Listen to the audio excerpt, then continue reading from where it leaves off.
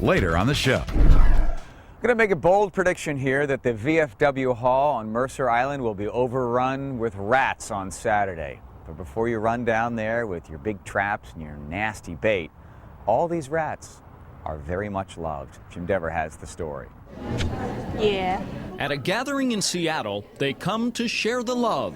He's so sweet. The ratitude. I have about 30 now. The mission to rid rats of their nasty reputation. I mean, look at him. He's so sweet. Doesn't look like something that'd be out in the sewer running around trying to bite people, does it? The plague. Throughout history, rats have been blamed for the plague. The plague. They're portrayed as horrifying pests in most movies. And if you're ever compared to one, well, it's not nice. Oh, that dirty double-crossing rat. Oh, rats. The fear, the disrespect, it's got to end. We love rats. So says a pack of cage-carrying rat tickles led by Seattle's Lynn Roskamp. All the love you put into them, they just give it right back, like doubled, tripled even. Lynn became an advocate of these rodents after she adopted a lab rat years ago. That's my brave boy. Now she and her husband have 80 rats living in a rattery built in their basement. Because of our rats, we took out a home improvement loan and built a room onto our house. Lynn makes her living as an illustrator, painting pictures mostly of cats along with a few rats. They do find their way into my work, but they're mostly just kind of the great love in my life. Once a year, Lynn takes time to organize an expo for rats, Ratapalooza.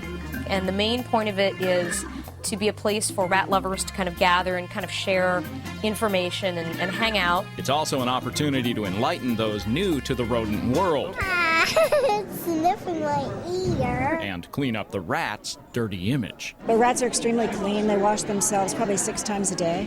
For the record, it was fleas, not rats, responsible for the plague. The plague. These are domestic rats, not wild rats, and so they're completely disease-free, generally speaking, and nothing really detrimental to humans. He kind of feels like a cat because cat's furry. Get to know one of these rodents up close and personal, and it could become your next best friend. I'm really looking forward because I'm going to have a pet rat, too. At least that's the hope of rat fanciers everywhere, with Lynn leading the pack. Older rats or rats. I totally get that it's kind of a bizarre pet. I mean, you know, my mom's like, why don't you just get a dog? Well, I like dogs, but once you go rat, you never go back. Not again. There you go. Now you know all about Ratapalooza. If you want to participate, if you have a pet rat or even maybe pick one up between now and Saturday, you can head over to the VFW Hall, 11 o'clock over there in Mercer Island. We'll take that quick commercial break. We'll check in with Greg LeMond. We'll find out why he's in town now, plus why he's coming back on the 17th of May and why he wants to ride with you. Got a lot of questions for Greg LeMond. Plus, we'll take you over to Bellevue where you meet a beautiful little baby boy in a nice, warm, loving home. He's come a long way from where it all started in a deep freezer. That story when we return. I'm Deborah Norville. Coming up on Inside Edition, from rivals to running mates, Will Clinton and Obama joined forces.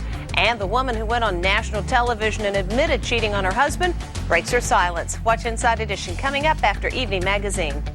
The Thomasville Anniversary Sale celebrates style, comfort, and great prices.